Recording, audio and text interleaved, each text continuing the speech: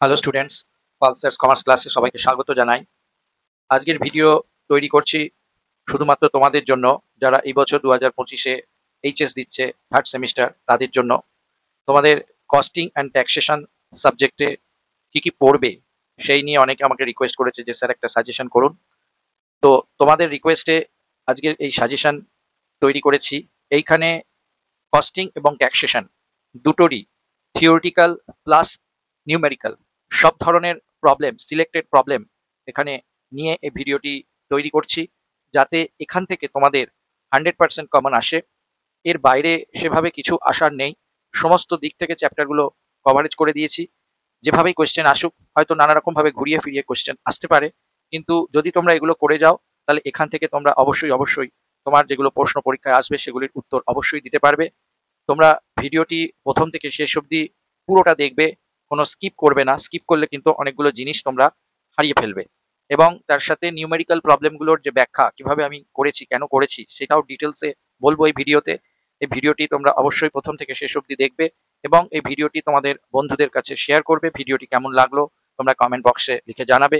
এবং আগামী যে ফোর্থ সেমিস্টার আসছে, ফোর্থ সেমিস্টারের জন্য আমি আরো আরো অনেক নতুন ভিডিও ছাড়বো। সেগুলো যদি তোমরা দেখতে চাও তাহলে অবশ্যই আমার চ্যানেলটি সাবস্ক্রাইব করে নেবে। চলো এবার শুরু করি। প্রথমে দেখো, একটা প্রশ্ন আছে, উৎপাদনের ক্ষেত্রে কর্মীদের পারিশ্রমিক বাবদ যে অর্থ ব্যয় করা হয় তাকে কি বলা হয়? একে বলা হয় শ্রম ব্যয়। ঠিক আছে, পারিশ্রমিক বাবদ শ্রমিকরা যে শ্রম দান করে তাকে বলা হয় শ্রম ব্যয়।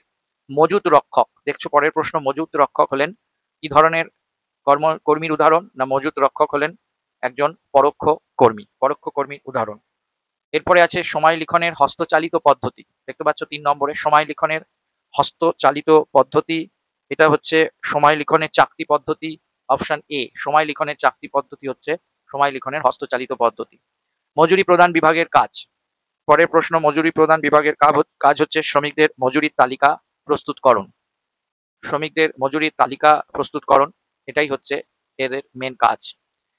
পরের প্রশ্ন আছে, প্রতিষ্ঠানে প্রবেশ এবং প্রস্থানের সময় লিপিবদ্ধকরণকে কি বলা হয়? এটাকে বলা হয় সময় লিখন। অপশন বি, ঠিক আছে।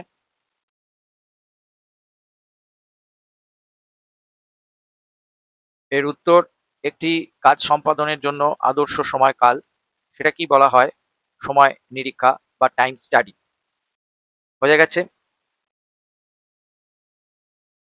এরপরে রয়েছে সময় লিখন পদ্ধতির মধ্যে যেটি পড়ে না। কোনটা পড়ে না সময় লিখন পদ্ধতির মধ্যে? এর উত্তর হচ্ছে দৈনন্দিন সময় তালিকা। দৈনন্দিন সময় তালিকা সময় লিখন পদ্ধতির মধ্যে পড়ে না। এরপরে হচ্ছে ধাতু দ্বারা নির্মিত টোকেন পদ্ধতি হলো, ধাতু দ্বারা নির্মিত টোকেন পদ্ধতি হলো হস্তচালিত পদ্ধতি। পরের উত্তর, উপস্থিতি রেজিস্টার পদ্ধতি। উপস্থিতির রেজিস্টার পদ্ধতি, এটি একটি হস্তচালিত পদ্ধতি। এর উপরে প্রচুর কোয়েশ্চেন আসবে, তোমরা কিন্তু এগুলো খুব ভালো করে পড়বে। এরপরে রয়েছে ডায়ালের মাধ্যমে হিসাব রাখা হলো, এটাও হলো একটা যন্ত্রচালিত পদ্ধতি। পরের প্রশ্ন রয়েছে, বায়োমেট্রিক পদ্ধতির মাধ্যমে সময়ের হিসাব রাখা হলো যন্ত্রচালিত পদ্ধতি।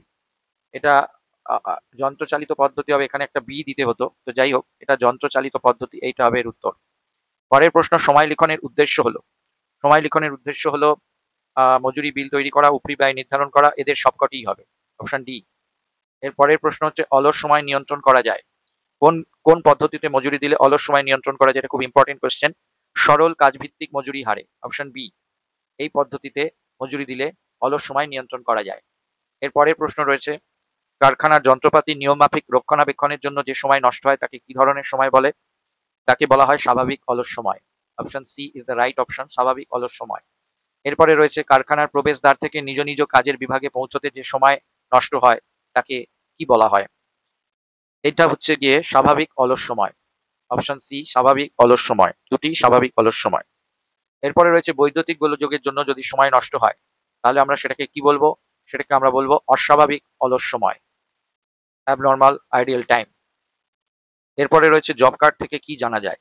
জব কার্ড থেকে একটি সুনির্দিষ্ট কাজ শুরু করা এবং সমাপ্ত করার সময়কাল জানতে পারা যায়, অর্থাৎ option A is the right option.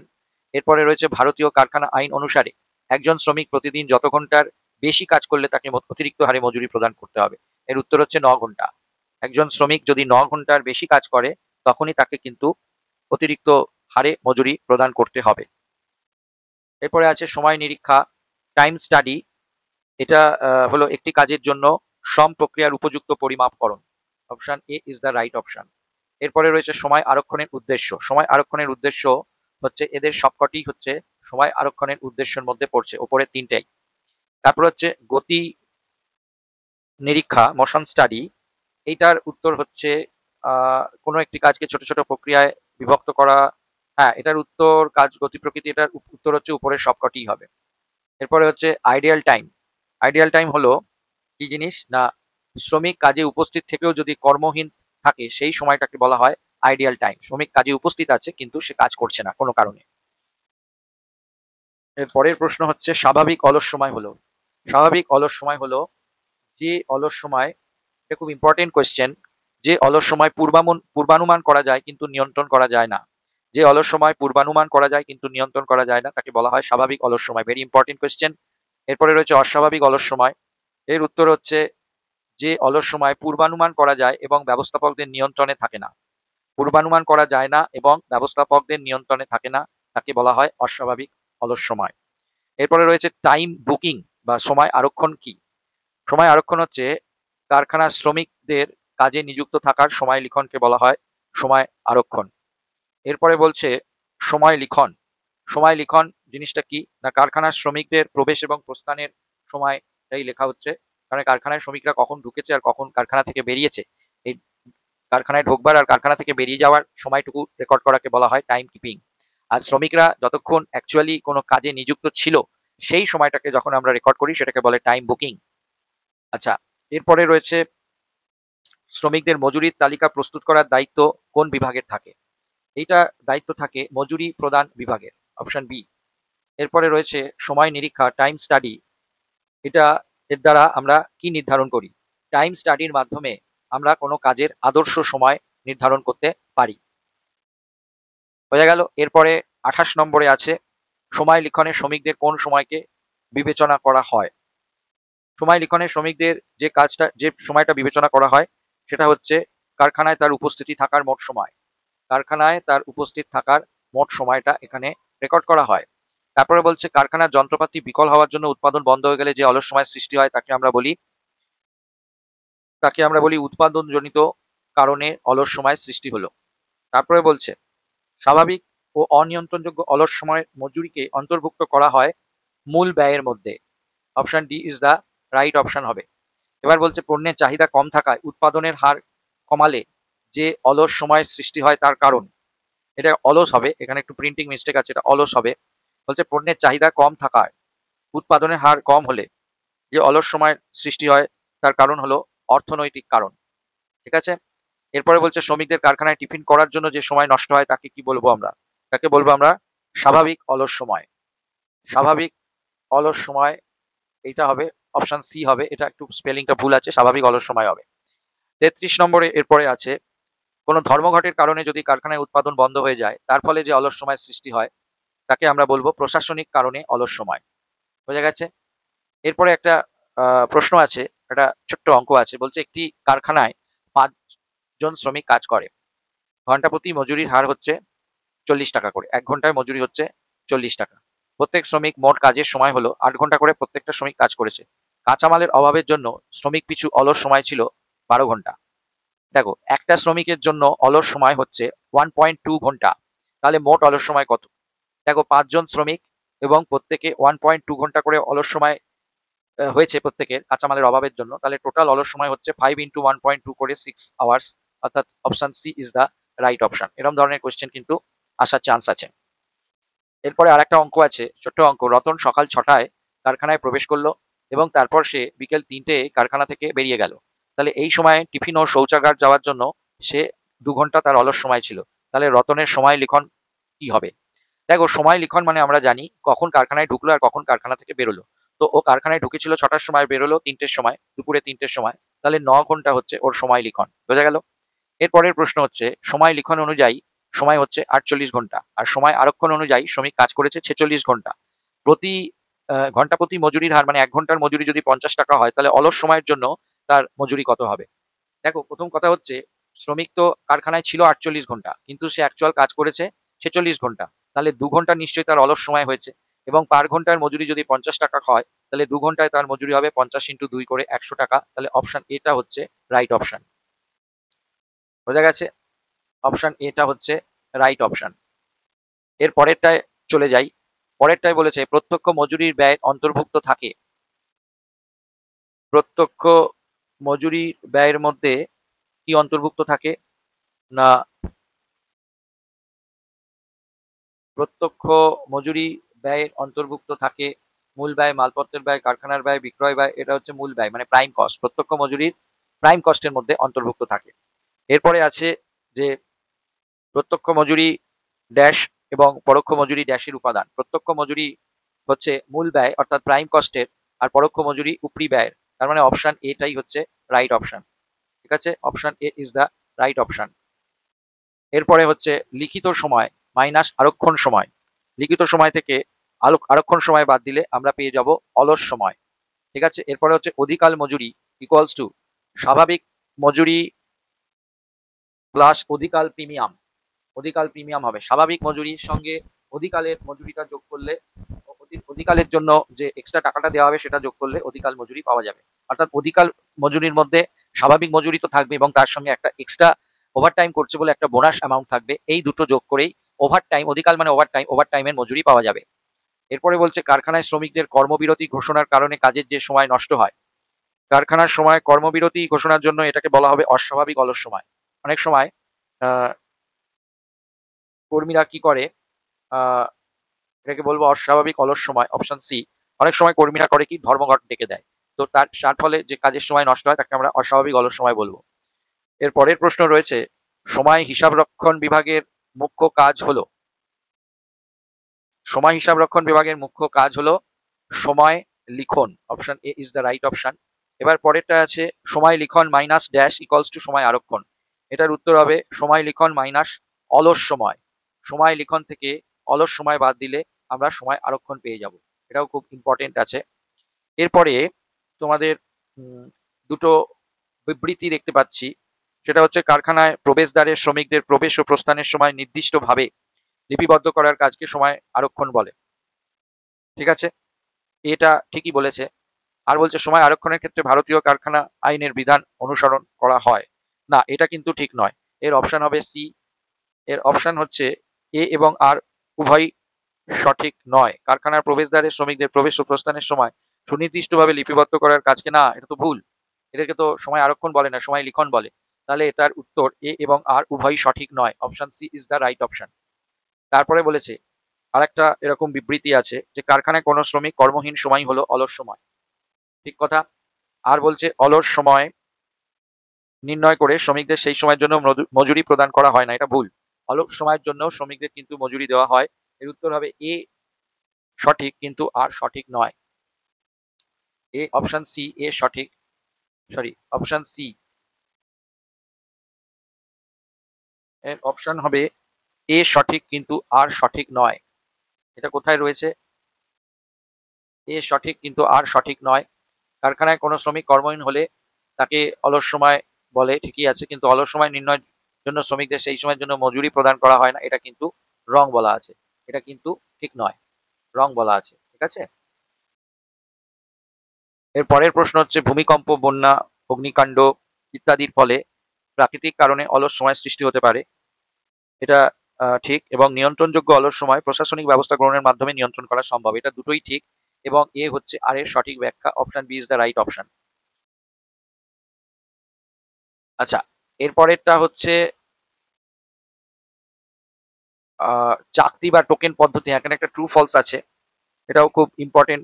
True false এটা হচ্ছে চাকতি বা টোকেন পদ্ধতি হলো সময় লিখনের যান্ত্রিক পদ্ধতি। না, এটা অপশনটা হচ্ছে অপশন বি। কেননা এখানে চাকতি বা টোকেন পদ্ধতি সময় লিখনের যান্ত্রিক পদ্ধতি নয়, এটা হস্তচালিত পদ্ধতি। তারপরে বলেছে দুয়েরটা সময় লিখনের উদ্দেশ্য হলো একজন শ্রমিক কারখানার কত সময় কাজে নিযুক্ত ছিল না, এটা ফলস আছে, এটাও মিথ্যা। তারপরে আছে 3 নম্বরে সময় লিখনের মাধ্যমে অলস সময় এবং অতিরিক্ত সময় নির্ধারণ করা যায়। হ্যাঁ, এটা ট্রু আছে। আর সময় লিখনের মাধ্যমে ছদ্ম শ্রমিক কারখানায় প্রবেশ করতে পারে না, ঠিক, এটাও সত্য। তাহলে এখানে option B is the right option. এরপরে একটা আছে শ্রম ব্যয় কার্ডে একজন শ্রমিক একটি নির্দিষ্ট কাজে যত সময় ব্যয় করেছে তারই হিসাব রাখা হয়। এখানে অপশন 1 আর 2 মিথ্যা। অপশন এ হচ্ছে রাইট অপশন, 1 আর 2টা হচ্ছে মিথ্যে। এটা ফলস আর 2টাও ফলস। আর 3 সত্য আর 4টা সত্য, 3 আর 4 সত্য হচ্ছে। তো অপশন এ হচ্ছে গিয়ে রাইট অপশন। ঠিক আছে, এটা হচ্ছে গিয়ে রাইট অপশন। এরপরে হচ্ছে 49 এ একটা কোয়েশ্চেন আছে যেখানে বলেছে সময় লিখনের মাধ্যমে শ্রমিকদের কাজের অতিরিক্ত সময় নির্ধারণ করা যায়। এইটার মধ্যে option B is the right option. এটা সত্য কথা। গতি নিরীক্ষার সাহায্যে কোনো কাজের আদর্শ সময় নির্ণয় করা যায়, এটা সত্য নয়, এটা মিথ্যা। তারপরে আছে অপশন সি, টোকেন পদ্ধতি হলো সময় লিখনের যান্ত্রিক পদ্ধতি না, এটা হচ্ছে হস্তচালিত পদ্ধতি। আর সময় নিরীক্ষার শ্রম ব্যয় নিয়ন্ত্রণে গুরুত্বপূর্ণ ভূমিকা পালন করে, এটা সত্য। তারপরে রয়েছে ছোট ছোট কতগুলো অঙ্ক রয়েছে এরপরে। যেমন বলেছে সময় লিখন অনুযায়ী সময় হচ্ছে 48 ঘন্টা, আর সময় আরক্ষণ অনুযায়ী সময় হচ্ছে 44 ঘন্টা। তাহলে ঘন্টা প্রতি মজুরি 60 টাকা হলে অলস সময়ের জন্য মজুরি কত? অলস সময় তাহলে হচ্ছে 48 মাইনাস 44 করে 4 ঘন্টা, দেখতে পাচ্ছ অলস সময়। 4 ঘন্টা হচ্ছে অলস সময়, কেননা কারখানায় শ্রমিক 48 ঘন্টা ছিল, কিন্তু সময় অনুযায়ী কারখানার সময় আরক্ষণ অনুযায়ী শ্রমিক 44 ঘন্টা কাজ করেছে, তার মানে 4 ঘন্টা সে অলস সময় কাটিয়েছে। 4 ঘন্টার মজুরি যদি 60 টাকা করে হয়, তাহলে 4 ঘন্টায় 60 ইন্টু 60 করে 4 ইন্টু 60 করে 240 টাকা তার হবে মজুরি অলস সময়ের জন্য। Option A is the right option.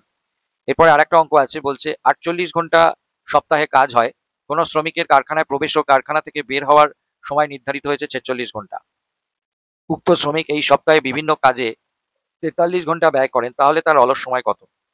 দেখো, 48 ঘন্টা সপ্তাহে কাজ হলো, শ্রমিক কিন্তু ওখানে কারখানায় ঢুকেছিল এবং কারখানায় বেরিয়ে গেছিল, এই সময়টা হচ্ছে 46 ঘন্টা। তার মানে হচ্ছে এটা হচ্ছে সময় লিখন। আর সময় আরক্ষণ অনুযায়ী শ্রমিক কাজ করেছে 43 ঘন্টা, 43 আওয়ার্স, তাহলে 3 ঘন্টা হচ্ছে শ্রমিকের অলস সময়। তাহলে option C is the right option. এরপরে বলছে সময় লিখন অনুযায়ী সময় হচ্ছে 50 ঘন্টা, আর সময় আরক্ষণ অনুযায়ী 45 ঘন্টা। তাহলে অলস সময় হলো গিয়ে 5 ঘন্টা, তাই না? 50 ঘন্টার সময় কারখানায় ছিল মালিক, শ্রমিক, আর 45 ঘন্টা অ্যাকচুয়ালি কাজ করেছে, তাহলে 5 ঘন্টা অলস সময়। আর পার ঘন্টার মজুরি যদি 40 টাকা করা হয়, তাহলে অলস সময়ের মজুরি হবে 5 ইন্টু 40 করে 200 টাকা। এইভাবে ছোট্ট করে উত্তরটা বার করে নিয়ে তোমাদের বসাতে হবে। এরপরে বলছে কমল সপ্তাহে 50 ঘন্টা কাজ করেছে। ঠিক আছে, কমল সপ্তাহে 50 ঘন্টা কাজ করেছে এবং ঘন্টা প্রতি তার স্বাভাবিক মজুরির হার হচ্ছে 80 টাকা। তাহলে তার অধিকার সময়ের মজুরি কত হবে? একটা কথা বলি, দেখো এখানে লেখা আছে এক সপ্তাহে স্বাভাবিক কাজ হচ্ছে কিন্তু 6 ঘন্টা, মানে 6 দিন 8 ঘন্টা করে। সবসময় কিছু না বললে স্বাভাবিক কাজের সময় হচ্ছে উইকে 6 দিন 8 ঘন্টা করে, 6 8 48 ঘন্টা। কিন্তু কমল সেখানে কাজ করেছে 50 ঘন্টা, তার মানে সে 2 ঘন্টা অতিরিক্ত কাজ করেছে, এটাই হচ্ছে তার অধিকাল সময় বা ওভার টাইম। এবার পার ঘন্টার মজুরি হচ্ছে 80 টাকা করে, তাহলে 2 ঘন্টায় 80 টাকা করে 160 টাকা হচ্ছে ওর ওভার টাইমের বা অধিকালের মজুরি। এরপরে আরেকটা অঙ্ক দিয়েছে অবজার্ভ টাইম 100 মিনিটস, মানে শ্রমিকের কাজ করেছে 100 মিনিট, কিন্তু পারফরমেন্স রেটিং হচ্ছে 120%, অ্যালায়েন্স টাইম হচ্ছে 10%। তাহলে বলছে ওর স্ট্যান্ডার্ড টাইমটা কত? দেখো, একটা ফর্মুলা আছে আমাদের, percentage of efficiency in respect of time, টাইমের রেসপেক্টে এফিসিয়েন্সির ফর্মুলা। এখানে বলছে কি শ্রমিকের এফিসিয়েন্সি বা পারফরমেন্স রেটিং হচ্ছে 120%। অবজার্ভ টাইম মানে হচ্ছে মানে অ্যাকচুয়াল টাইম 100 মিনিটস, কিন্তু শ্রমিককে 110 মিনিট 10% অ্যালায়েন্স দেওয়া হয়েছে, ছাড় দেওয়া হয়েছে। অর্থাৎ শ্রমিক কাজটা করেছে 110 ঘন্টায়, 100 মিনিটসের কাজটা 110 মিনিটে করেছে, মানে 100 প্লাস 110%। তা আমাদের পার্সেন্টেজ অফ এফিসিয়েন্সির ফর্মুলা হচ্ছে standard time by actual time. তো এখানে পার্সেন্টেজ অফ এফিসিয়েন্সি 120% বলে দিয়েছে, তাই পার্সেন্টেজ অফ এফিসিয়েন্সির জায়গায় লিখলাম 120। আর স্ট্যান্ডার্ড টাইম হচ্ছে গিয়ে, এটা জানি না, এটাই বার করতে হবে। আর অ্যাকচুয়াল টাইম শ্রমিক নিয়েছে 100 মিনিট করার কথা ছিল, কিন্তু ও আরো 10% এক্সট্রা টাইম নিয়েছে 110। তো এটা সলভ করলে 120 ইন্টু 100 10% করলে 132 মিনিটস হচ্ছে গিয়ে স্ট্যান্ডার্ড টাইম। ঠিক আছে, এটা এই কোয়েশ্চেন্স গুলো খুব সুন্দর, তোমরা অবশ্যই এইগুলো দেখবে, এগুলোর ওপরে কোয়েশ্চেন্স তোমাদের থাকবে, অবশ্যই থাকবে। এরপরে একটা ম্যাচিং আছে, ম্যাচিংটাও খুব ইম্পর্টেন্ট তোমাদের জন্য, ম্যাচিংটাও অবশ্যই তোমরা দেখবে। তো ম্যাচিং এ বলেছে কর্মী বিভাগ, দেখতে পাচ্ছ, কর্মী বিভাগের সঙ্গে আসবে কর্মী প্রশিক্ষণ এবং শিক্ষার ব্যবস্থা। কর্মী বিভাগ কি করে? কর্মী প্রশিক্ষণ এবং শিক্ষার ব্যবস্থা করে। মজুরি প্রদান বিভাগ, মজুরি প্রদান বিভাগ কি করে? না মজুরির তালিকা প্রস্তুত করে। ঠিক আছে? আর রয়েছে সময় লিখন বিভাগ, সময় লিখন বিভাগ শ্রমিকদের প্রবেশ এবং প্রস্থানের সময় লিখন করে। আর পরিব্যয় হিসাব নিকাশ বিভাগ, তারা কি করে? তারা মজুরি বিশ্লেষণ বিবরণী প্রস্তুত করে। অর্থাৎ এখানে দেখতে পাচ্ছি option A, option A is the right option. কেননা 1 এর সাথে সি, 2 এর সাথে ডি, খুব ভালো কোয়েশ্চেন এটা, 3 এর সাথে এ আর 4 এর সাথে বি। এরপরে আরেকটা ম্যাচিং আছে, বায়োমেট্রিক পদ্ধতি। বায়োমেট্রিক পদ্ধতি আঙুলের ছাপে উপস্থিত লিপিবদ্ধকরণকে বায়োমেট্রিক পদ্ধতি বলে। এটা তোমরা জানো, অবশ্যই জানো। আঙুলের ছাপ দিয়ে এই বায়োমেট্রিক পদ্ধতি করা হয়। তাহলে 1 এর সাথে হচ্ছে 3, 2 এর সাথে হচ্ছে এ। উপস্থিতি রেজিস্টার পদ্ধতি হচ্ছে শ্রমিকের স্বাক্ষর নিয়ে সময় লিখন।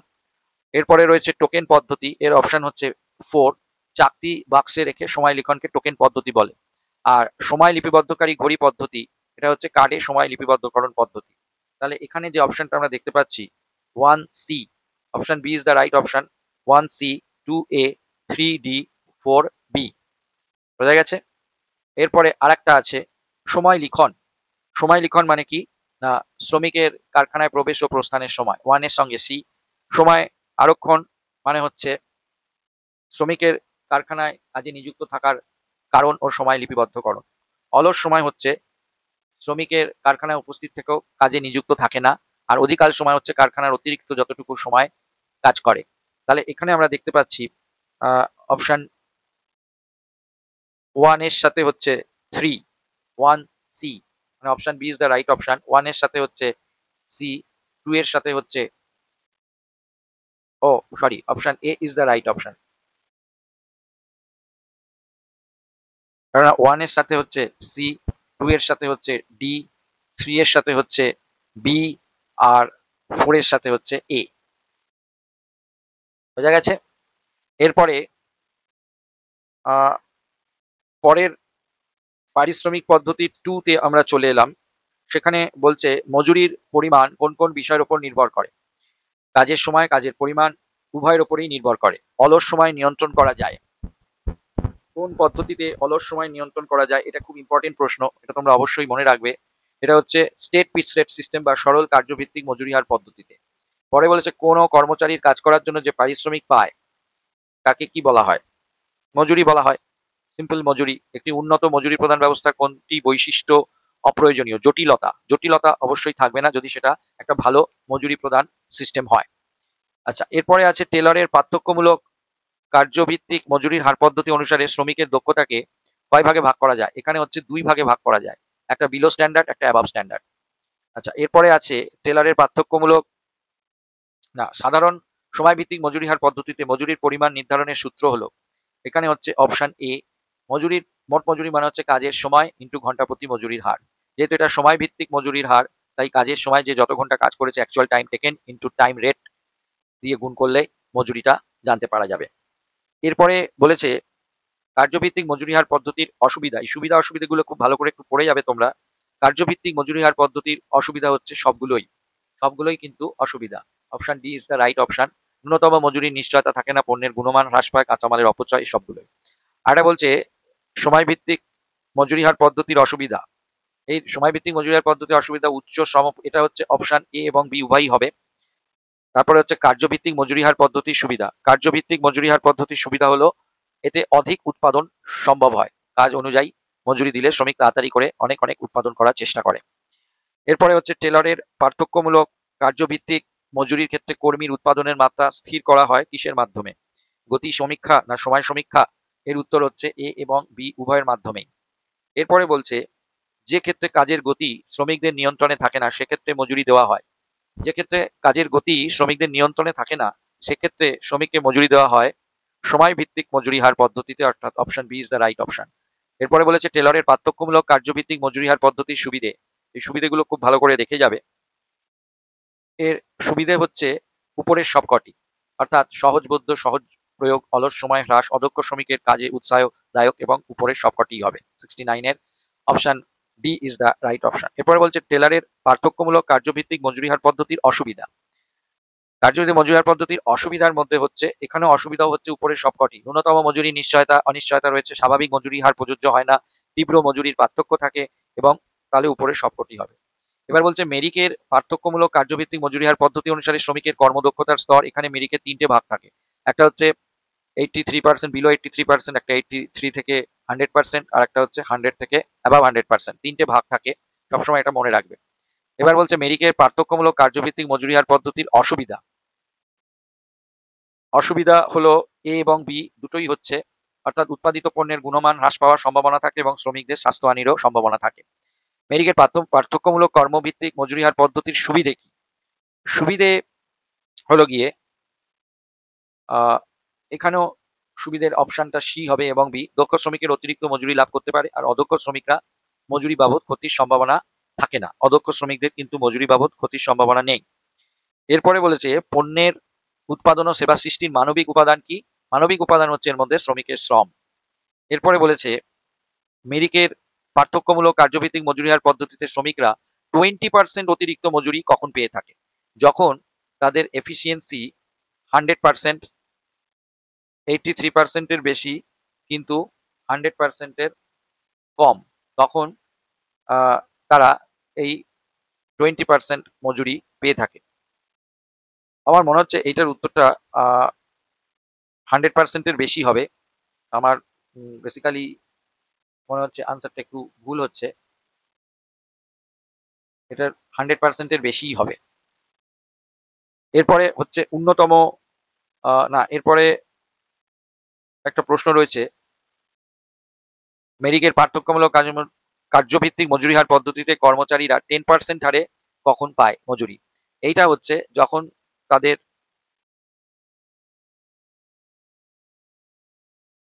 10% হারে মজুরি পায়, যখন তাদের আদর্শ মানের 83% এর বেশি কিন্তু 100% পর্যন্ত তাদের এফিসিয়েন্সি থাকে, তখন তারা 10% পায়। কিন্তু 100 এর বেশি হলে তখন 20% পায়। এরপরে বলছে উত্তম মজুরি প্রদান ব্যবস্থার অন্যতম বৈশিষ্ট্য হলো সহজবোধ্যতা, গুণগত মান ভিত্তিক ন্যূনতম, এদের সবকটাই হবে। ঠিক আছে। আচ্ছা, এরপরে রয়েছে ফুরন ভিত্তিক মজুরি। ফুরন ভিত্তিক মজুরির ক্ষেত্রে কোনটা বিচার করা যায় না? ফুরন মানে হচ্ছে কন্ট্রাক্টে কাউকে আমরা কাজ দিয়ে দিলাম, তখন আমরা কাজের সময় বিচার করি না। ঠিক আছে, সে যতক্ষণে পারে কাজ করুক, সে তো কন্ট্রাক্টে কাজ করবে, বেশিও নেবে না কমও নেবে না, তার সঙ্গে যা কন্ট্রাক্ট হয়েছে সেই অনুযায়ী সে মজুরি পাবে। এরপরে বলেছে আরেকটা প্রশ্ন যে মেরিকের পার্থক্যমূলক কার্যভিত্তিক মজুরি হার পদ্ধতিতে শ্রমিকের কার্যক্ষমতার স্তরের ভিত্তিতে শ্রমিককে কয়টি ভাগে ভাগ করা যায়? এর উত্তর হচ্ছে 3টে স্তর আছে, তাই শ্রমিককে 3টে ভাগে ভাগ করা যায়। এরপরে একটা স্টেটমেন্ট রয়েছে, স্টেটমেন্টগুলো খুব ইম্পর্টেন্ট। সেটা হচ্ছে টেলারের পার্থক্যমূলক কার্যভিত্তিক মজুরি হার পদ্ধতিতে দক্ষ শ্রমিকরা পুরস্কৃত হলেও অদক্ষ শ্রমিকেরা শাস্তির সম্মুখীন হয়। এটা কিন্তু ঠিক কথা, একদমই ঠিক কথা যে টেলারের পার্থক্যমূলক কার্যভিত্তিক পদ্ধতিতে দক্ষ শ্রমিকরা কিন্তু অনেকটা পুরস্কার পায়, অনেকটা বেশি মজুরি পায়, কিন্তু অদক্ষ শ্রমিকরা কিন্তু তুলনায় অনেকটা কম মজুরি পায়। আরেকটা বলছে দক্ষ শ্রমিকরা স্বাভাবিক মজুরির 120% হারে এবং অদক্ষ শ্রমিকরা স্বাভাবিক মজুরির 80% হারে মজুরি পায়। হ্যাঁ, এটা এবং আর উভয় ঠিক, এবং আর হলো এর সঠিক ব্যাখ্যা। এরপরে আরেকটা অঙ্ক আছে, ছোট্ট একটা কোয়েশ্চেন্স। বলছে কোন ফার্মের বরাদ্দকৃত সময় 30 ঘন্টা, মানে স্ট্যান্ডার্ড টাইম হচ্ছে 30 আওয়ার্স। কোন শ্রমিক ওই কাজ 40 ঘন্টায় সম্পাদন করলো, তাহলে শ্রমিকের দক্ষতা কত হবে? শ্রমিকের দক্ষতা, এখানে একটা কথা বলি, শ্রমিকের দক্ষতা যখন আমরা টাইমের বেসিসে মেজার করি, তখন ফর্মুলা হচ্ছে standard time divided by actual time পাসে ইন্টু 100। তো স্ট্যান্ডার্ড টাইম বা বরাদ্দকৃত সময় হচ্ছে 30 ঘন্টা, আর অ্যাকচুয়াল শ্রমিক কাজ করছে 40 ঘন্টায়, তাহলে এফিসিয়েন্সি 75%, অর্থাৎ option B is the right option. এরপরে বলেছে একটি নির্দিষ্ট সময় আদর্শ উৎপাদনের পরিমাণ 120 ইউনিট, মানে স্ট্যান্ডার্ড প্রোডাকশন করার কথা 120 ইউনিট, এবং ওই সময়ে শ্রমিক 150 ইউনিট তৈরি করে ফেলেছে। দেখো, স্ট্যান্ডার্ড আউটপুট 120 কিন্তু অ্যাকচুয়াল আউটপুট 150, তো সেক্ষেত্রে শ্রমিকের দক্ষতা কত হবে? যখন percentage of efficiency in respect of আউটপুটের মেজার করি আমরা, তখন আমাদের ফর্মুলা হচ্ছে actual output by standard output পাশে into 100। Actual output 150, standard output 120 পাশে ইন্টু 100, এটা করলে 125%, that is option B is the right option. এরপরে বলেছে ঘন্টা প্রতি মজুরির হার 120 টাকা, মানে 1 ঘন্টা কাজ করলে একজন শ্রমিক 120 টাকা মজুরি পাবে। 1 একক উৎপাদন করতে শ্রমিকের 20 মিনিট সময় লাগে, তাহলে তার নর্মাল পিস রেটটা কত হবে? খুব সুন্দর এই কোয়েশ্চেন্সটা। দেখো, একটু ভালো করে দেখো, 1 ইউনিট তৈরি করতে সময় লাগে 20 মিনিট, তাই তো বলেছে। একটা একক, 1 একক দ্রব্য তৈরি করতে, মানে 1 ইউনিট তৈরি করতে 20 মিনিট সময় লাগে। আচ্ছা, আমরা জানি কি 1 ঘন্টায় হচ্ছে 60 মিনিট, তাই তো? তা শ্রমিক যদি একটা তৈরি করতে 20 মিনিট সময় নেয়, তাহলে 1 ঘন্টায় অর্থাৎ 60 মিনিটে কটা তৈরি করবে? 60/20 করে হচ্ছে 3 ইউনিট বা 3টে তৈরি করবে। তাহলে এখানে শ্রমিক 1 ঘন্টায় কিন্তু 3 ইউনিট তৈরি করবে এবং এই শ্রমিকের 1 ঘন্টার মজুরি হচ্ছে কত? 120 টাকা বলা আছে। ঘন্টা প্রতি মজুরি 120 টাকা। তাহলে এই শ্রমিক আমরা বলতে পারি এই শ্রমিক তাহলে 3 ইউনিট তৈরি করে 120 টাকা মজুরি পায়। 3 ইউনিট তৈরি করে যদি 120 টাকা মজুরি পায়, তাহলে 1 ইউনিটের মজুরি কত হলো?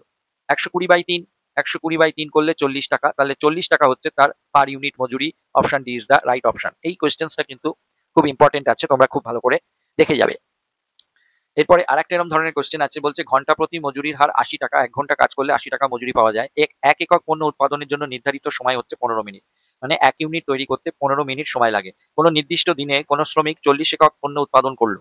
মানে একটা দিনে একটা শ্রমিক 40 ইউনিট প্রোডাকশন করেছে। বলছে তাহলে সরল পরিমাণ ভিত্তিক মজুরির হার পদ্ধতিতে, মানে স্টেট পিস রেট সিস্টেমে, তাহলে তার মজুরি কত হবে? প্রথমে পিস রেট সিস্টেমে আমাদের পার ইউনিট রেটটা বার করতে হবে। তো এখানে একই রকম ভাবে আগেরটার মতনই 1 ইউনিট তৈরি করতে সময় লাগে 15 মিনিট। এখানে বলে দিয়েছে যে 1 ইউনিট তৈরি করতে লাগে 15 মিনিট। 1 ঘন্টা সমান হচ্ছে 60 মিনিট।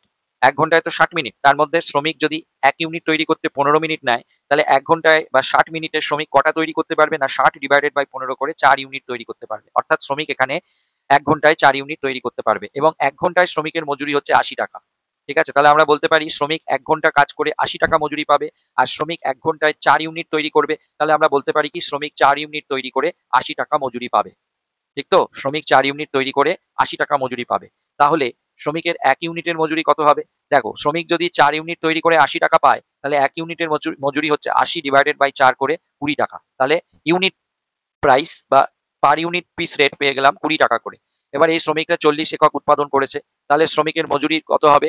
20 টাকা করে পার ইউনিটের মজুরি। আর শ্রমিক 40 ইউনিট তৈরি করেছে, তাহলে 40 × 20 করে 800 টাকা মজুরি হবে। That is the option A is the right option. এরপরেও আরেকটা ছোট্ট অঙ্ক আছে। এরকম ধরনের অঙ্কগুলো তোমরা একটু খুব সুন্দর করে দেখে যেও, মাথা ঠান্ডা করে আমার এই ভিডিওটা বারে বারে শুনে, তাহলে তোমাদের কিন্তু এগুলো ক্লিয়ার হয়ে যাবে। এরপরেও যদি তোমাদের কোনো কোয়েশ্চেন্স থাকে, তো তোমরা কমেন্ট বক্সে লিখে জানাবে, আমি অবশ্যই তোমাদের উত্তর দেওয়ার চেষ্টা করব। এরপরে 85 এ বলছে ঘন্টা প্রতি মজুরির হার হচ্ছে 40 টাকা। মানে 1 ঘন্টার মজুরি 40 টাকা এবং 1 একক পণ্য উৎপাদন করতে 6 মিনিট সময় লাগে। দেখো, 1 ঘন্টার মজুরি হচ্ছে 40 টাকা এবং একটা ইউনিট তৈরি করতে যদি 6 মিনিট সময় লাগে, তাহলে একক প্রতি মজুরির হার কত? ওই পার ইউনিট রেট কত হবে? একই রকম বলেছে 1 একক উৎপাদন করতে শ্রমিকের 6 মিনিট সময় লাগে, তাহলে 1 ঘন্টায় শ্রমিক কটা তৈরি করবে? দেখো, 1 ঘন্টা মানে তো 60 মিনিট। 60 মিনিট, এবার শ্রমিক 1 একক উৎপাদন করতে 6 মিনিট করে নেয়। তাহলে 60 মিনিটের মধ্যে 6 জবাব থাকবে, অর্থাৎ 60/6 করে 10। তাহলে শ্রমিক 1 ঘন্টায় 10টা ইউনিট তৈরি করতে পারবে। এবার বলছে প্রতি ঘন্টায় মজুরির হার 40 টাকা। অর্থাৎ 1 ঘন্টার মজুরি কত? শ্রমিক পাবে 40 টাকা। তাহলে শ্রমিক 1 ঘন্টায় 10 ইউনিট তৈরি করবে আর শ্রমিক 1 ঘন্টায় 40 টাকা মজুরি পাবে। তাহলে আমরা বলতে পারি তো যে শ্রমিক 10 একক তৈরি করে 40 টাকা মজুরি পাবে। আবারও বলছি, শ্রমিক 1 ঘন্টায় 10 ইউনিট তৈরি করে আর শ্রমিক 1 ঘন্টায় 40 টাকা মজুরি পায়। তাহলে আমরা বলতে পারি শ্রমিক 10 ইউনিট তৈরি করে 40 টাকা মজুরি পায়। তাহলে 1 ইউনিট তৈরি করলে কত মজুরি পাবে? 40/10 করে 4 টাকা। তাহলে option A is the right option. এরপরে বলছে কোনো কাজ সম্পাদনের জন্য নির্ধারিত সময় হচ্ছে 40 ঘন্টা। এই কাজ সম্পন্ন করেছে একজন শ্রমিক, তার দক্ষতার হার যদি 125% হয়, তাহলে উক্ত কাজ সম্পন্ন করতে তার কত সময় লেগেছে? এটা কিন্তু খুব ইম্পর্টেন্ট কোয়েশ্চেন, খুব ইম্পর্টেন্ট। দেখো, শ্রমিকের দক্ষতা আমরা যখন টাইমের রেসপেক্টে মেনটেন করি না, টাইমের রেসপেক্টে মেজার করি, তখন তার ফর্মুলা হচ্ছে standard time by actual time পাশে ইন্টু 100। তো এখানে স্ট্যান্ডার্ড টাইম তো বলাই আছে 40। তো আমরা কি করলাম, এই শ্রমিকের দক্ষতা ইকুয়ালস টু আগে লিখলাম standard time by actual time into 100। এবার শ্রমিকের দক্ষতা তো 125%, তো দক্ষতার জায়গায় লিখলাম 125। আর যদি তো এখানে পার্সেন্টেজ লিখলাম, তাই পাশে ইন্টু 100টা হবে না। স্ট্যান্ডার্ড টাইমের জায়গায় লিখলাম 40, অ্যাকচুয়াল টাইমটা জানি না, এটা ধরে নিলাম এক্স। আর যেহেতু এখানে 125টা পার্সেন্টেজে লিখলাম, তাই এখানে পাশে আর ইন্টু 100 দেবো না। তাহলে 125% ইকুয়ালস টু হচ্ছে স্ট্যান্ডার্ড টাইম 40 / অ্যাকচুয়াল টাইম হচ্ছে এক্স। তারপরে 125 ইন্টু এক্স করলাম, ক্রস মাল্টিপ্লিকেশন করলাম, মানে এটার সাথে এটাকে ক্রস গুণ করে দিলাম। ঠিক আছে, এটার সঙ্গে এটাকে ক্রস গুণ করে দিলাম। তাহলে 125 ইন্টু এক্স মানে 125 এক্স।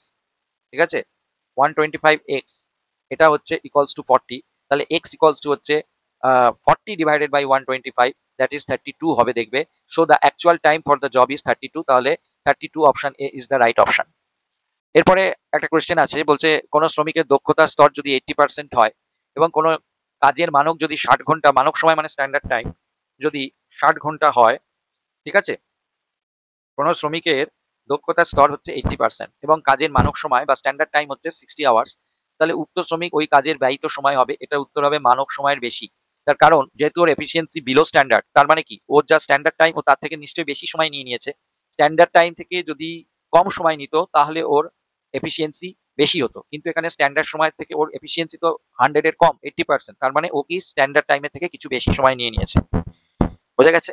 এর পরের প্রশ্ন হচ্ছে, এখানেও একটা ছোট্ট অঙ্ক আছে, বলছে স্ট্যান্ডার্ড টাইম মানক উৎপাদনের পরিমাণ 45 ঘন্টায় 200 একক। এটা হচ্ছে স্ট্যান্ডার্ড টাইম যে একটা শ্রমিক 45 ঘন্টায় 200 ইউনিট তৈরি করবে, কিন্তু শ্রমিক এই এই সময়ের মধ্যে মানে এই 45 ঘন্টার মধ্যেই 240 ইউনিট তৈরি করে ফেলেছে। ঠিক আছে, প্রকৃত উৎপাদনের পরিমাণ 240 একক। তাহলে সঞ্চিত সময়ের পরিমাণ অর্থাৎ সেভিংসটা বা টাইম সেভটা কত? দেখো কি করে বানাতে হয়েছে, অনেকটা ঐকিক নিয়মের মতন করে। দেখো এখানে বলেছে 200 একক বানাতে লাগে 45 ঘন্টা, ঠিক? তাহলে 1 একক বানাতে লাগে 45/200 ঘন্টা। আর তাহলে 240 একক বানাতে তার কত সময় লাগবে? না, 240 একক বানাতে সময় লাগবে 45/200 ইন্টু 240। আবারও বলছি, 200 একক বানাতে লাগছে 45 ঘন্টা, তাহলে 1 একক বানাতে লাগবে 45/200 ঘন্টা। আর ও যে 240 ইউনিট বানিয়ে ফেলেছে তার জন্য তাহলে টাইম লাগা উচিত ছিল 54 ঘন্টা। তাহলে ওর টাইম লাগা উচিত ছিল 54 ঘন্টায় যে লেখা আছে, তাহলে তার কাজের সময় লাগা উচিত 54 ঘন্টা, কিন্তু সে কাজটি করে ফেলেছে কত ঘন্টায়? না, মাত্র 45 ঘন্টায়। তাহলে তার সঞ্চিত সময়ের পরিমাণ হবে 54 ঘন্টা লাগা উচিত, কিন্তু 45 ঘন্টায় করেছে, তাহলে 9 ঘন্টা তাহলে সে সেভ করেছে। Option A is the right option. এরপরে একটা বলেছে যে কোনো কাজের, এটা খুব সোজা কোশ্চেন, কোনো কাজের মজুরির হার একক প্রতি যদি 20 টাকা হয় এবং কোনো এক সপ্তাহে কোনো শ্রমিক যদি 22 টাকা মজুরি পায়, অর্থাৎ 20 টাকার 10% আরো 2 টাকা এক্সট্রা পেয়েছে, তাহলে ওর দক্ষতার মান কত? ওর দক্ষতার মান 83 থেকে 100% পর্যন্ত। Option B is the right option. 83 থেকে 100% পর্যন্ত দক্ষতার ক্ষেত্রে মিরিকের ফর্মুলা অনুযায়ী শ্রমিক তার পিস রেটের 10% এক্সট্রা মজুরি পায়। ঠিক আছে, বোঝা গেল? এর পরের প্রশ্ন হচ্ছে, এটাও একটা ছোট্ট অঙ্ক আছে, বলছে কোনো কাজ সম্পাদনের জন্য নির্ধারিত সময় হচ্ছে 48 ঘন্টা, স্ট্যান্ডার্ড টাইম হচ্ছে 48 আওয়ার্স। এই কাজ সম্পন্ন করেছে এমন একজন শ্রমিকের দক্ষতা হচ্ছে 120%। তাহলে উক্ত কাজ সম্পন্ন করতে সময় লেগেছে আগেরটার মতনই। এখানে আমি বলি শ্রমিকের দক্ষতা মানে হচ্ছে টাইমের রেসপেক্টে ফর্মুলা হচ্ছে standard time by actual time into 100। তো এখানে অ্যাকচুয়াল টাইমটা বলা নেই, কিন্তু স্ট্যান্ডার্ড টাইমটা বলা আছে 48। তো আমরা কি করলাম, শ্রমিকের দক্ষতার জায়গায় লিখলাম 120%, স্ট্যান্ডার্ড টাইমে লিখলাম 48, আর অ্যাকচুয়াল টাইমটা এক্স ধরে নিলাম। এবারে এটাকে ক্রস গুণ করলাম, 120% ইন্টু এক্স ইকুয়ালস টু 48। তাহলে এক্স ইকুয়ালস টু হচ্ছে 48 ডিভাইডেড বাই 120%, এটা করলে দেখবে 40 আওয়ার্স। তাহলে হচ্ছে গিয়ে option A is the right option. এরপরে বলছে, এটাও সেই আগের মতনই, বলেছে কোনো কাজের মজুরির হার, নর্মাল মজুরি রেট হচ্ছে 30 টাকা পার ইউনিটে, কিন্তু কোনো এক সপ্তাহে একজন শ্রমিক 33 টাকা মজুরি পেয়েছে পার ইউনিটে, তার মানে কি 10% বেশি পেয়েছে। তাহলে মিলিকের ফর্মুলা অনুযায়ী তার এফিসিয়েন্সি কত? তার এফিসিয়েন্সি 83 থেকে 100 এর মধ্যে। ঠিক আছে, তার মানে option B is the right option. এরপরে বলছে, এরপরেও আরেকটা অঙ্ক আছে, বলছে কোনো একজন শ্রমিক একটি মাসে 1400 একক পণ্য উৎপাদন করলো, তার দক্ষতার হার হলো গিয়ে 120% তার এফিসিয়েন্সি। এবার বলছে একক প্রতি মজুরির হার যদি 8 টাকা করে হয়, তাহলে টেলারের পার্থক্যমূলক কার্যভিত্তিক মজুরি হার পদ্ধতি তার পরিমাণ কত হবে? মজুরির পরিমাণ কত হবে? একটা কমপ্লিট অঙ্ক। তো দেখো এখানে যখন তার এফিসিয়েন্সি 120%, আমরা জানি কি যে টেলারের ডিফারেন্সিয়াল রেট অনুযায়ী কারোর যদি এফিসিয়েন্সি 100% এর বেশি হয়ে যায়, তাহলে সে তার যে নর্মাল রেট আছে তার 120% তার রেটটা হবে, তার মজুরির রেট হবে ইউনিট পিছু নর্মাল ওয়েজেসের 120%। তো এখানে লিখলাম যদি তার দক্ষতা 120% হয়, তাহলে সে বোনাস হিসাবে তার মজুরির হারের 120% পাবে, এবং সেক্ষেত্রে তার মজুরির হার দাঁড়াবে 8 টাকা প্লাস 8 টাকার 120%, অর্থাৎ পার ইউনিট মজুরি দাঁড়াবে 9 টাকা 60 করে। এবার ও তৈরি করেছে 1400 ইউনিট, তাহলে ওর মজুরি হবে 1400 ইন্টু 9.60 করে 13,440। Option D is the right option. এরপরে আরো একটা অঙ্ক আছে, বলছে একজন শ্রমিক মাসে 600 একক পণ্য উৎপাদন করেছে, তার দক্ষতা হচ্ছে 84%, বিলো স্ট্যান্ডার্ড, কিন্তু 100% হচ্ছে অ্যাবাভ মানে নর্মাল স্ট্যান্ডার্ড, 100 এর নিচে হলে বিলো স্ট্যান্ডার্ড আর 100 এর উপরে হলে অ্যাবাভ স্ট্যান্ডার্ড। এবার বলছে একক প্রতি মজুরির হার যদি 12 টাকা হয়, তাহলে টেলারের পার্থক্যমূলক কার্যভিত্তিক মজুরির হার অনুযায়ী তার মজুরি কত হবে? দেখো এখানে যেহেতু ওর এফিসিয়েন্সি 84%, তাহলে ওর নর্মাল যে মজুরি 12 টাকা তার 80% মজুরি পাবে। এই যে লিখেছি দেখো, যেহেতু এখানে শ্রমিকের দক্ষতা 84% মানে বিলো স্ট্যান্ডার্ড, কেননা 100 না হলে তার এফিসিয়েন্সি বিলো স্ট্যান্ডার্ড, সেক্ষেত্রে সে সাধারণ মজুরির হারের 80% মজুরি পাবে, এবং তার মজুরির হার দাঁড়াবে 12 ইন্টু 80%, অর্থাৎ 9 টাকা 60 পয়সা পার ইউনিট। নর্মাল মজুরি 12 টাকা, তার 80% মজুরি হবে 9 টাকা 60 করে। এবার ও তৈরি করেছে কত ইউনিট? 600 ইউনিট, তাহলে 9 টাকা 60 ইন্টু 600 করে ওর টোটাল মজুরি হবে 5760। Option A is the right option. এরপর বলছে জয় বলে একজন ওয়ার্কার সপ্তাহে 42 ঘন্টা কাজ করে 600টি পণ্য উৎপাদন করেছে। 42 আওয়ার্স অ্যাকচুয়াল টাইম টেকেন, এবং সেটা দিয়ে সে 600 ইউনিট তৈরি করেছে। এবার বলছে যদি ঘন্টা প্রতি তার মজুরির হার 30 টাকা করে হয় এবং পণ্যের একক প্রতি মজুরির হার 5 টাকা হয়, তাহলে সময় ভিত্তিক টাইম রেটে তাহলে তার মজুরিটা কত হবে? এখানে কিন্তু পিস রেট বলেনি। তো দেখো এখানে তো বলে দিয়েছে যে ও 42 ঘন্টা কাজ করেছে এবং পার ঘন্টার মজুরি হচ্ছে 30 টাকা। কত ইউনিট তৈরি করেছে সেটাও আমাদের দেখার দরকার নেই। 30 টাকা করে মজুরি আর 42 ঘন্টা কাজ করেছে, তাহলে 30 ইন্টু 42 করলে 1260 হচ্ছে ওর মজুরি। Option B is the right option. এরপরে বলছে একটি কাজের আদর্শ সময় আইডিয়াল টাইম হচ্ছে বা স্ট্যান্ডার্ড টাইম হচ্ছে 40 ঘন্টা। ঠিক আছে, শ্রমিক কাজটি 25 ঘন্টায় সম্পন্ন করে দিয়েছে। তাহলে ঘন্টা প্রতি মজুরির হার 20 টাকা হলে সরাসরি কার্যভিত্তিক মজুরির হার পদ্ধতির শ্রমিকের মজুরি কত হবে? দেখো ভালো করে বোঝো। বলছে একটি কাজের আদর্শ সময় হচ্ছে স্ট্যান্ডার্ড টাইম হচ্ছে 40 আওয়ার্স, কাজটি সে 25 ঘন্টায় কমপ্লিট করে দিয়েছে। তার পার ঘন্টার মজুরি হচ্ছে 20 টাকা করে। তাহলে তার কার্যভিত্তিক মজুরির হার মানে হচ্ছে টাইম রেটে তার মজুরি কত হবে? দেখো টাইম রেটে তো মজুরি মানে আমরা জানি unit produce into rate per unit, ঠিক না? Unit produce into rate per unit, কিন্তু এখানে রেট পার ইউনিট নয়, জানি না, রেট পার ইউনিটও আমরা জানি না এবং ইউনিট প্রডিউসও জানি না। তো যখন ইউনিট প্রডিউস না বলে দেয়, পুরো কাজটাকে, পুরো একটা কাজকে ধরা হবে যে ওটাই একটা কাজ, পুরো কাজটাই হচ্ছে একটা কাজ, এবং এই কাজটা করার জন্য আহ, মালিক 40 ঘন্টা সময় অ্যালাউ করেছে এবং 20 টাকা করে মজুরি দিতে চাইছে, তাই তো? তাহলে 1 ইউনিট উৎপাদন করছি, আর এই 1 ইউনিটের জন্য মালিক 40 ঘন্টা সময় দিয়েছে, 20 টাকা করে মজুরি দেবে পার ঘন্টায়, তাহলে 1 ইউনিটের জন্য মালিক 800 টাকা দিতে রাজি হচ্ছে। তাই 800 টাকাটাই টোটাল, কাজটা তো 1 ইউনিট, তাহলে 1 ইউনিট করে আমরা 800 টাকাই পাবো। তাহলে 800 টাকা 40 ইন্টু 20, 800 টাকাই হচ্ছে কিন্তু এর স্টেট পিস রেট সিস্টেম। এটা খুব ইম্পর্টেন্ট। এরপরে বলেছে একজন শ্রমিক 8 ঘন্টায় 400 একক পণ্য উৎপাদন করলো। 8 ঘন্টা কাজ করে 400 ইউনিট তৈরি করেছে। উক্ত সময় প্রমাণ উৎপাদনের পরিমাণ মানে স্ট্যান্ডার্ড উৎপাদনের পরিমাণ ছিল 250, তাহলে তার ক্ষেত্রে এফিসিয়েন্সি কত হবে? এটা খুব সোজা। এফিসিয়েন্সি ইন রেসপেক্ট অফ আউটপুটের রেসপেক্টে আমরা এফিসিয়েন্সি বার করব। আউটপুটের রেসপেক্টে এফিসিয়েন্সির ফর্মুলা হচ্ছে গিয়ে actual production by standard production into 100। তো actual production 400 unit, standard production 250 unit into 100 করলে 160%, অর্থাৎ option A is the right option. এখানে এবিসিডিটা দেওয়া হয়নি, option A is the right option. এরপরে আরেকটা অঙ্ক দিয়েছে, বলছে একক প্রতি মজুরির হার 20 টাকা এবং আদর্শ উৎপাদনের পরিমাণ 250 একক। কোন শ্রমিক 240 একক পণ্য উৎপাদন করলে মেরিকের পার্থক্যমূলক কার্যভিত্তিক মজুরির হার পদ্ধতিতে তার মজুরির পরিমাণ কত হবে? কি বলছে, একটা শ্রমিক, প্রথমে আমরা শ্রমিকের বলছে আদর্শ উৎপাদনের পরিমাণে স্ট্যান্ডার্ড প্রোডাকশন হচ্ছে 250 ইউনিট, কিন্তু অ্যাকচুয়াল প্রোডাকশন করেছে 240 ইউনিট। তাহলে আমরা পার্সেন্টেজ অফ এফিসিয়েন্সি বার করবো ইন রেসপেক্ট অফ আউটপুট। এর ফর্মুলা হচ্ছে actual output by standard output into 100। তো actual output 240, standard output 250 into 100 করলে 96%। তাহলে এখানে শ্রমিকের এফিসিয়েন্সি 83 থেকে বেশি কিন্তু 100 এর নিচে। যখন শ্রমিকের এফিসিয়েন্সি 83 থেকে বেশি কিন্তু 100% এর কম হয়, তখন ওর পিস রেটটা নর্মাল রেটে 10% বেশি পায়। তাহলে ওর এখন যেটা ওর নর্মাল রেট আছে 20 টাকা, এবং তার সাথে ও আরো 10% বেশি পাবে। তাহলে 20 টাকা প্লাস 20 টাকা 10% 2 টাকা, বা সরাসরি 20 টাকার 110% করলে 22 টাকা ওর এখন পার ইউনিটের মজুরি হবে। আরো 240 ইউনিট তৈরি করেছে, তাহলে ওর ওয়েজেস দাঁড়াবে 22 টাকা করে per unit into 240 unit, 22 into 240 করে 5280। That is option B is the right option. এরপরে চলে যাচ্ছি আমরা ট্যাক্সে। এবারে আমরা চলে এলাম ট্যাক্সের দিকে। ট্যাক্সের থেকেও অনেক ভালো ভালো কোশ্চেন তোমাদের জন্য আমি সেট করেছি। তো ট্যাক্সের কোয়েশ্চেন্স গুলো একটু পরপর দেখতে থাকো। যেমন বলছে কোনো বিদেশি কোম্পানির কাছ থেকে প্রাপ্ত লাভ্যাংশ, এটা কারবারের পেশা বা মুনাফা থেকে লাভের মধ্যে না, এটা অন্যান্য উৎস খাতে আয় হিসাবে করযোগ্য হবে। বিদেশি কোম্পানি থেকে লাভ্যাংশ অবশ্যই করযোগ্য, এবং এটা ইনকাম ফ্রম আদার সোর্স হেডে ট্যাক্সেবল হবে। পরের প্রশ্ন হচ্ছে পারিবারিক অবসর বৃত্তি, যেটাকে বলা হয় ফ্যামিলি পেনশন, তার ম্যাক্সিমাম ছাড়ের পরিসীমা কত? ম্যাক্সিমাম ছাড় পাওয়া যায় 15,000 টাকা। ঠিক আছে, 15,000 হচ্ছে ম্যাক্সিমাম লিমিট। এর পরের প্রশ্ন হচ্ছে গৃহ সম্পত্তির ভাড়া দিয়ে ভাড়াটিয়া কর্তৃক উপভাড়াটিয়ার কাছ থেকে প্রাপ্ত ভাড়া আয়ের যে খাতে করযোগ্য। দেখো এটা উপভাড়াটিয়া বললে তোমরা বুঝতে পারবে না, এটা অ্যাকচুয়ালি হচ্ছে সাবরেন্ট, মানে একজন ভাড়া নিয়েছে বাড়ির মালিকের থেকে, সে নিজে না থেকে সে আবার বাড়িটা অন্যকে ভাড়া দিয়ে দিয়েছে।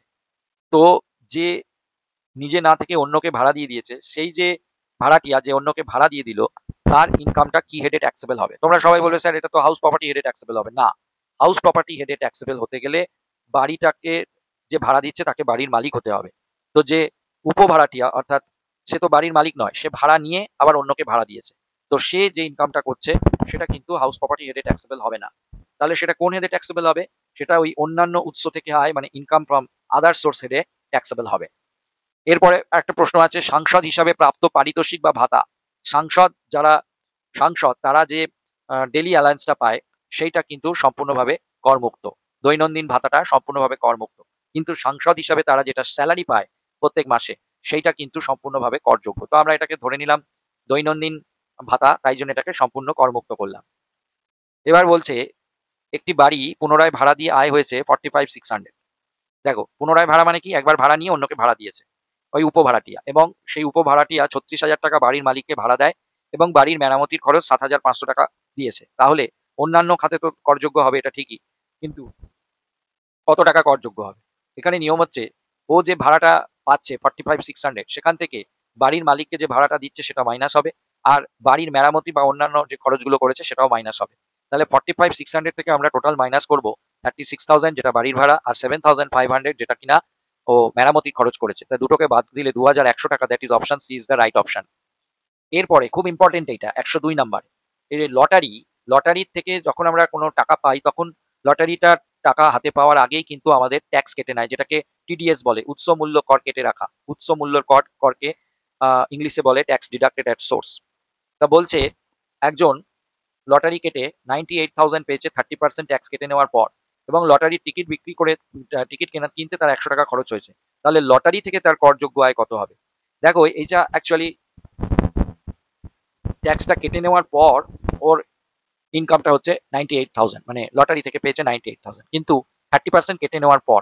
তাহলে এটা তো ওর অ্যাকচুয়াল ইনকাম নয়, ওর ইনকাম তো 30% কেটে নেওয়ার পর এটা হয়েছে। তা আমাদের গ্রস ইনকামে ফিরতে গেলে কি করতে হবে? একটা ফর্মুলা আছে, ফর্মুলাটা হচ্ছে gross income divided by 100 minus tax rate. সবসময় সব ক্ষেত্রে নেট ইনকাম মানে ট্যাক্স যেটা কেটে নিয়েছে সেই নেট ইনকাম থেকে গ্রস ইনকাম মানে ট্যাক্স না কাটলে কি ইনকামে হতো সেটা বার করতে গেলে এই ফর্মুলাটাকে তোমরা ইউজ করবে। খুব সহজ। কি করবে না, নেট ইনকামটা ওপরে লিখবে, নিচে divided by 100 minus tax rate করবে, পাশে ইন্টু 100 করবে। যেমন এখানে নেট ইনকাম কত 98,000, আর এটা 100 মাইনাস ট্যাক্স রেট সবসময় করবে। এখানে ট্যাক্স রেট 30%, তাহলে 100 মাইনাস 30 করলাম অর্থাৎ 70। তো 98,000 ডিভাইডেড বাই 70 ইন্টু 100 করলে 1,40,000 টাকা তাহলে হচ্ছে ওর গ্রস ইনকাম। ঠিক আছে। এরপরে আরেকটা কোয়েশ্চেন্স আছে, সেটা হচ্ছে বিদেশি এবং ভারতীয় কোম্পানি থেকে প্রাপ্ত লাভ্যাংশের পরিমাণ যদি 15,000 টাকা এবং 6,950 টাকা হয়, তাহলে ওর টোটাল অন্যান্য উৎস খাতে টোটাল আয় কত হবে? টোটাল আয় এই দুটোকে যোগ করে নিতে হবে, দুটোই ট্যাক্সেবল। 15,000 আর 6,950 করে 21,650 হবে, 21,950 টাকা ট্যাক্সেবল হবে। এরপর আরেকটা কোশ্চেন আছে, বলছে ঘোড়দৌড়ের ঘোড়া রক্ষণাবেক্ষণের থেকে করযোগ্য আয় নির্ধারণের সময়, হ্যাঁ যদি owning and maintenance of horse race হয়, রক্ষণাবেক্ষণ হয়, তাহলে সংশ্লিষ্ট যাবতীয় খরচ মানে ঘোড়াটার চালাবার জন্য যা যা খরচ, ঘোড়াটাকে খাওয়ানো পড়ানো মেনটেন্যান্সের জন্য যা খরচ, সেটা অবশ্যই ঘোড়দৌড়ের ইনকাম থেকে বাদ দিতে হবে। তবে মনে রাখবে owning and maintenance of horse race হলে, শুধু হর্স রেস হলে সেখান থেকে কিন্তু কোনো খরচ বাদ দেওয়া যাবে না। এরপরে বলছে একজন স্বতন্ত্র ব্যক্তির লগ্নিপত্র থেকে প্রাপ্য নিট আয় 8,500 টাকা আগের মতনই, এবং উৎস মূল্য থেকে কর কেটে নিয়েছে, তার পার্সেন্টেজ হচ্ছে 15%, তাহলে সে গ্রস ইন্টারেস্টটা কত পেয়েছে? আগের মতনই গ্রস ইন্টারেস্ট মানে আমরা বলেছিলাম 80, মানে নেট যেটা পেয়েছে সেটা divided by 100 minus tax rate into 100, তার মানে 85, 100 divided by 100 minus tax rate. ঠিক আছে, এটা করে পাশে ইন্টু 100 করে 10,000 হচ্ছে গিয়ে ওর টোটাল গ্রস ইনকাম। তাহলে option C is the right option. এরপরে আমরা একটা ম্যাচিং দেখতে পাচ্ছি, পরপর দুটো ম্যাচিং আছে, ম্যাচিং গুলো খুব ভালো। প্রথমে বলছে অবসরপ্রাপ্ত কর্মচারী কর্তৃক প্রাপ্ত মাসিক পেনশন। এই মাসিক পেনশন এটা তখন অন্যান্য উৎস খেতে আয়ের হিসাবে ধরা হয়। মাসিক পেনশন যেটা ফ্যামিলি পেনশন পায় সেটা কিন্তু এটা অ্যাকচুয়ালি ফ্যামিলি পেনশন হবে।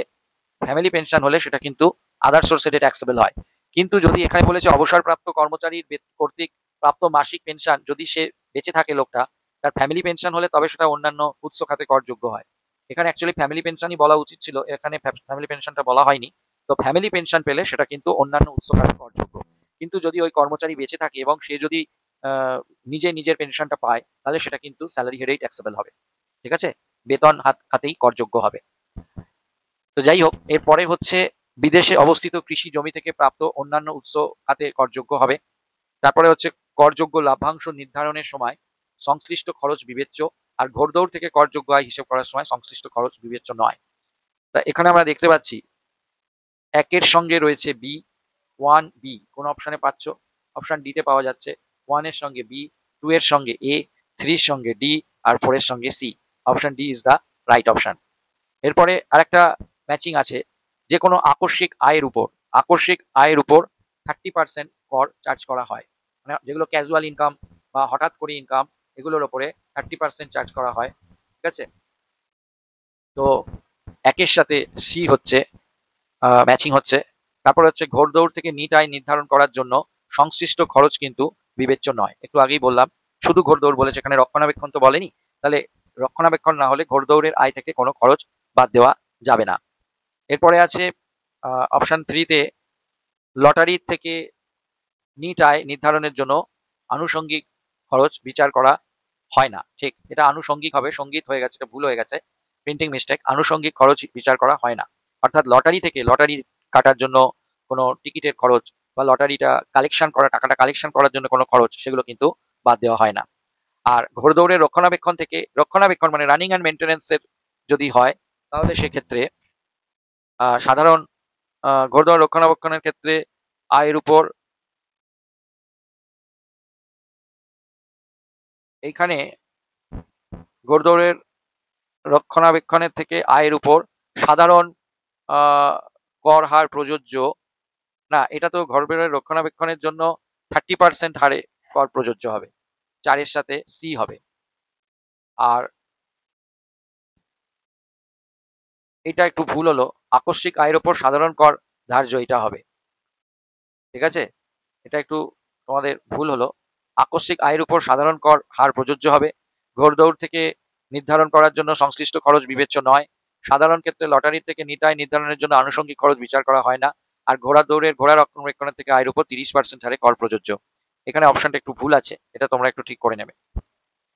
এরপরে চলে আসছি আমরা ক্যাপিটাল গেন যে চ্যাপ্টারটা আছে, সেই ক্যাপিটাল গেন চ্যাপ্টার থেকে কতগুলো সিলেক্টেড কোয়েশ্চেন্স আছে, যেগুলো নিয়ে আমরা এখন একটু বলবো। সেটা হচ্ছে যে 1961 সালের আয়কর আইনের কত ধারা, এটা খুব ইম্পর্টেন্ট প্রশ্ন, যে মূলধনী লাভ থেকে আয় সম্পর্কে আলোচনা করা হয়েছে। এটার অপশন হচ্ছে অপশন সি, 45 থেকে 55 ধারায়। এর পরের প্রশ্ন হচ্ছে, নিচের যে সম্পত্তিটিকে মূলধনী সম্পত্তি হিসাবে বিবেচনা করা হয় না। এর উত্তর হচ্ছে ব্যক্তিগত প্রয়োজনে ব্যবহৃত গাড়ি, সেটা কিন্তু মূলধনী সম্পত্তি হিসাবে ধরা হয় না। এরপরে রয়েছে আয়কর আইনের 2 এর সেকশন 2 সাবসেকশন 47 অনুযায়ী মূলধনী সম্পত্তির হস্তান্তর বলতে নিচে যেটিকে বোঝায়। কোনটাকে বোঝায়? কেবলমাত্র বিনিময়, ত্যাগ, কেবলমাত্র বিক্রয়, এদের সবকটি। Option D is the right option. এরপরে বলছে কোনো কৃষি জমি পৌর এলাকার সীমা থেকে, যেখানে জনসংখ্যা 10 লক্ষের বেশি, কত কিলোমিটারের মধ্যে অবস্থিত হলে তা মূলধন সম্পত্তি হিসেবে বিবেচিত হয়? উত্তর হচ্ছে 8 কিলোমিটার। 8 কিলোমিটারের পরে হলেই সেটা মূলধন সম্পত্তি হিসেবে বিবেচিত হবে না, কিন্তু 8 কিলোমিটারের মধ্যে হলে, এই যে বলেছে কত কিলোমিটারের মধ্যে হলে সেটা মূলধনী সম্পত্তি হবে না, 8 কিলোমিটার। এবার বলছে আয়কর আইন অনুযায়ী নিচে যেটিকে হস্তান্তর বলা যায় না। উপহারকে কখনো হস্তান্তর বলা যায় না। এরপরে বলছে আয়কর আইনের 2 এর 14 ধারা অনুযায়ী মূলধন সম্পত্তি প্রধানত যে দুটি ভাগে ভাগ করা যায়। মূলধনী সম্পত্তি প্রধানত দুটো ভাগ, একটা হচ্ছে স্বল্পমেয়াদী মূলধনী সম্পত্তি, আর একটা হচ্ছে দীর্ঘমেয়াদী মূলধনী সম্পত্তি। এরপরে বলেছে স্বল্পমেয়াদী মূলধনী সম্পত্তির সংজ্ঞা আয়কর আইনের কত নম্বর ধারায় দেওয়া হয়েছে, সেকশনটা খুব ভালো করে মনে রাখবে। এর অপশন হচ্ছে অপশন হচ্ছে সেকশন 2 সাবসেকশন 42A। এটা হচ্ছে ভুল হলো, অপশন হচ্ছে সি, সেকশন 2 সাবসেকশন 42A। এরপরে হচ্ছে এটাও আছে, কোনো মূলধনী সম্পত্তির স্বল্পমেয়াদী হতে হলে হস্তান্তরের ঠিক আগে ওই ব্যক্তিকে কত সময় নিজের অধিকারে রাখতে হবে। এটার উত্তর হবে অপশন ডি, এ এবং বি, 36 মাস বা 36 মাসের কম।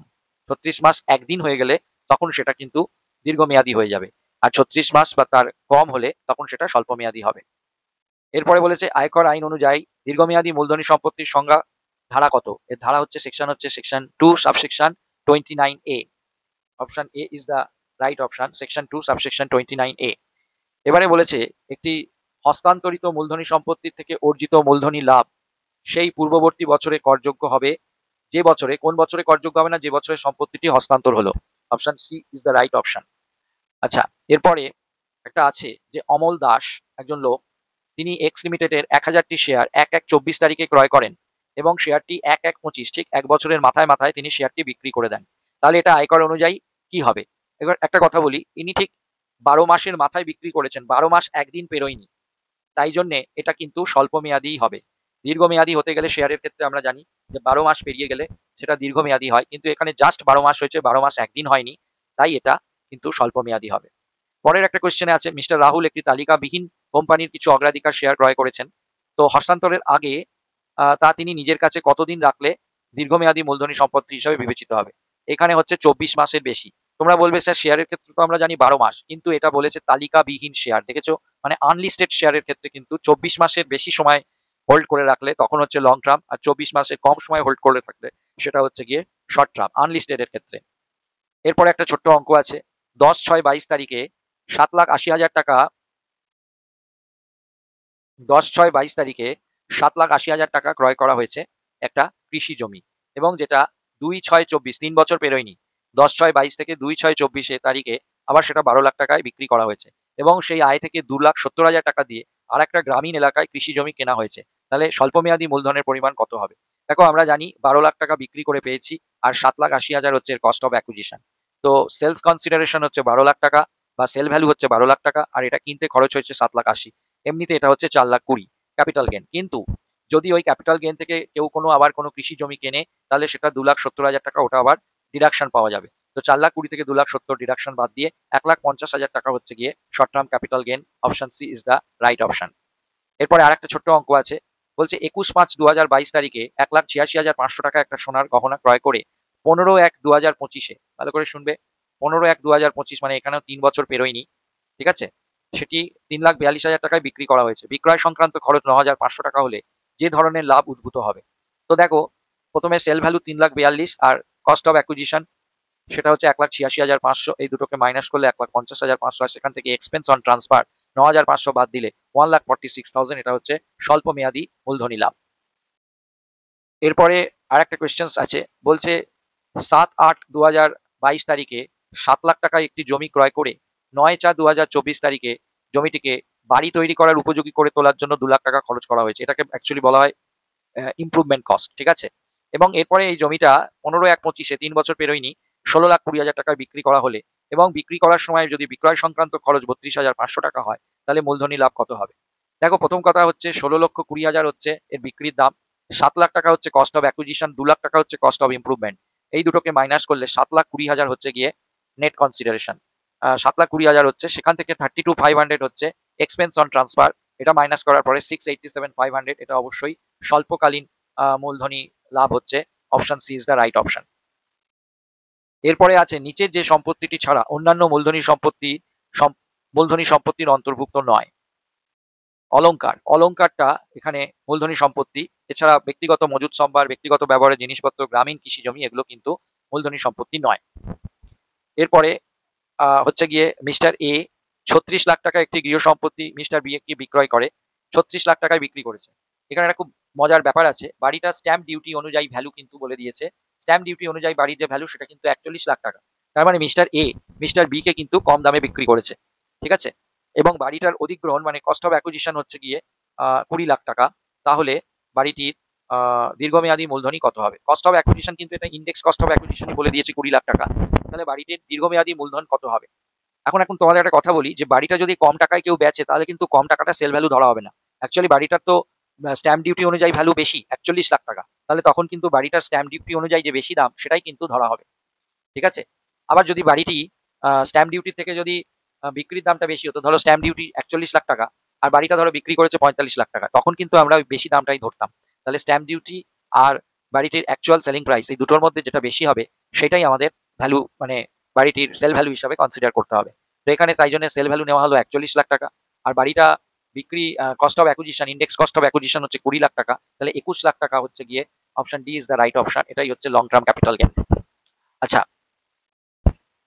এরপরে আরো একটা কোয়েশ্চেন্স আছে, সেটা হলো যে ড্যাশের উদ্দেশ্যে রাখা মোটর গাড়ি মূলধনী সম্পত্তি হিসাবে গণ্য হয় না। নিজস্ব ব্যবহারের জন্য যদি আমরা কোনো মোটর গাড়ি ইউজ করি, তাহলে সেটা কিন্তু মূলধনী সম্পত্তি হিসাবে গণ্য হয় না। আরেকটা খুব ইম্পর্টেন্ট, এই সেকশনটা আয়কর আইনের ড্যাশ ধারায় মূলধনী সম্পত্তির হস্তান্তর সম্পর্কে বলা হয়েছে। এটা সেকশন হবে section 2 subsection 47, option B is the right option. তো যাই হোক, অনেক ধৈর্য ধরে তোমরা এই ভিডিওটা শুনলে। আমি এই ভিডিওটা তোমাদের জন্য অনেক কষ্ট করে তৈরি করলাম, যাতে তোমাদের কালকের পরীক্ষাতে এই কোয়েশ্চেন্সগুলো তোমরা পড়ে যেতে পারো এবং তোমাদের খুব ভালো রেজাল্ট হবে এটাই আশা করব। তোমরা সবাই খুব কমন পেয়ে যাবে এবং সবার পুজো খুব ভালো কাটবে। সবাই পুজোতে খুব ভালো করে আনন্দ করবে এই শুভ কামনা রইল। এই বলেই আজকের ভিডিওটি শেষ করলাম। ধন্যবাদ।